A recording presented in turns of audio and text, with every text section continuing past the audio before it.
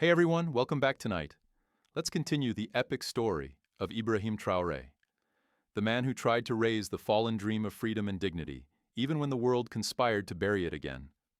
This is a chapter written in courage and tragedy, and you need to hear it. Somewhere in the red clay villages of Burkina Faso, people still told stories of Thomas Sankara, the upright man who defied colonial power and dreamed of an Africa standing tall. Those stories were passed from fathers to sons, from grandmothers to little girls, woven into lullabies and warnings alike. Be brave, but know that bravery can cost everything. Ibrahim Traoré had grown up with those stories. They were etched into his bones like a tribal mark no one could ever scrape away. He had believed, down to his marrow, that he could finish what Sankara started, that he could protect the people from both terror and foreign masters, and give them back their dignity. But belief is a dangerous fuel. It can burn so bright it blinds you. By his second year in power, Traoré's belief had been tested beyond what any man should bear. His soldiers were worn thin by endless war. His country's economy was in tatters, strangled by corruption, broken by attacks, and suffocated by sanctions from the same global powers that once promised help. And through it all, the terror did not stop. Villages still burned. Children still vanished in the night. Some days, Traoré felt as if he was fighting an enemy made of smoke. You strike it, and it reforms somewhere else, laughing at your weapons. So he turned to the only thing he felt he could still control: himself. He refused luxury, slept on a hard cot in a palace where polished marble floors mocked him with their cold shine. He refused soft words, refused compromise, refused to yield an inch to the men he saw as devils in human form.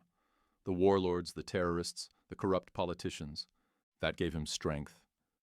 But it also built walls around him so high he could barely see over them. His inner circle shrank. Loyal men became afraid to speak hard truths. Ministers nodded along to every command, even when they knew it might doom them. Foreign allies offered him lifelines, but lifelines wrapped in conditions he could not accept. So he walked alone. He toured the country as best he could, wearing his plain uniform, shaking hands with children, visiting families whose homes had been reduced to ashes. They looked at him with a mixture of hope and dread. "Will you save us, Captain?" they seemed to ask with their eyes. He always answered yes, even if, in the quiet of night, he wondered whether he was lying. Because the truth was simple and terrifying. Ibrahim Traoré could not fight alone. He needed allies, but trust was impossible in a land where betrayal was the first language of politics. He needed weapons, but weapons only guaranteed more death. He needed food for starving people, but aid agencies refused to come without guarantees of safety that he could not give. So he fought on, half-blind, guided only by the voice in his heart that still whispered, "Protect them. Protect them." In some regions, the revolution began to rot. Local militias, once heroes, turned into petty tyrants, shaking down farmers for grain and money. Soldiers who had once charged fearlessly into battle now refused orders or deserted altogether. And Ibrahim knew, a legend is only as strong as the men who believe in it. If his men stopped believing, then even the strongest walls would fall. So he made himself a symbol, showed no weakness, no tears, no retreat. Even as rumors circled of assassination plots, even as ministers plotted in smoky back rooms, even as warlords carved up slices of his nation for themselves, he refused to break. Because he knew that once a leader broke, the dream died with him. But sometimes standing unbroken costs more than surrendering ever could.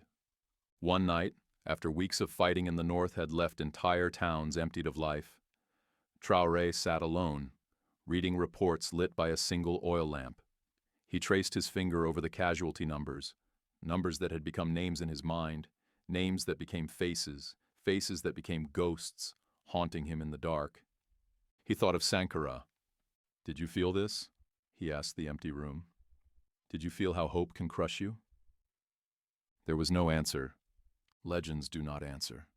But Ibrahim Traoré still believed, or maybe he forced himself to believe, that this pain was the price of greatness, that if he kept standing, if he kept refusing to bend, something would change. The terror would end. The land would heal. Because to him, the greatest betrayal would not be failing. The greatest betrayal would be giving up. Ibrahim Traoré woke before dawn, a habit he had kept since the desert campaigns. The palace was silent, almost peaceful, but he knew better than to trust that calm. Somewhere in the city, he could sense rumors moving faster than the wind, rumors of conspiracies, of secret alliances forming to topple him, of assassins already measuring the distance between their blade and his back. He dressed without ceremony, pulling on the same plain fatigues he'd worn since Mali, trying to hold on to the man he used to be, the man who slept on the ground next to his soldiers, who drank from the same rusty tin cup, who believed that courage alone could defeat any darkness. But now courage was no longer enough. His advisors brought him maps littered with red markers, towns lost, convoys ambushed, schools burned down. Each marker was a bruise on the soul of Burkina Faso. And no matter how many soldiers he sent, no matter how many speeches he gave, the blood kept flowing. He looked up from the maps and saw their faces, the faces of men who had once followed him with fire in their eyes. Now, that fire was dimming. They were tired, broken, and some had started to wonder if he was just another chapter in a book filled with heartbreak. That was the cost of legend. A legend could inspire you, but it could also curse you. Everywhere he went, he saw Thomas Sankra's ghost reflected in the people's hopes. They wanted another Sankara, another hero to free them, to wipe away decades of humiliation, and Traoré had tried to become that. But even heroes bleed, and the more he bled, the more the world demanded of him. He refused to quit. He launched new offensives, ordered new militia training camps, signed deals with countries who asked no questions, anything to keep the dream alive. But every bullet fired seemed to create a new enemy. Every arrested traitor left behind a family that would one day seek revenge. The web grew tangled. In the north, some villages stopped trusting even his soldiers. Children hid when they saw uniforms, unsure whether these men had come to save them or to punish them. Elders pleaded for peace, but peace was a word Traoré no longer trusted. He had seen peace deals before. Empty signatures on paper betrayed the moment the ink dried. So he held firm, promising the people that no matter what, he would not abandon them. Sometimes, late at night, he would stand on the palace balcony, feeling the dry Sahel wind against his face, and wonder how history would remember him. As a hero who dared too much, as a tyrant who refused to see reason, or simply as a man who loved his people so fiercely that he forgot how to love himself. His father's voice would echo in his memory then. If you want to change the world, you must change yourself first. And Ibrahim would feel a chill in his chest, because maybe he had changed, but not in the way his father had meant. In the refugee camps, children drew pictures of him, holding a flag, standing tall, a smile on his face. They still saw him as a savior, and for their sake, he had to keep going. He had to believe there was a way forward, even if every day felt like a step deeper into darkness. But the price was growing higher. Food shortages spread in the cities. Inflation devoured what little people earned. Fuel shipments were hijacked on the highways, or stolen by militias he could no longer fully control. Each morning, Ibrahim read reports that looked more like horror novels than military briefings. Still, he refused to break, because he knew that if he did, the terror would win. The foreign meddlers would win. The cynics who said Burkina Faso could never rise would win. And that, to him, was unacceptable.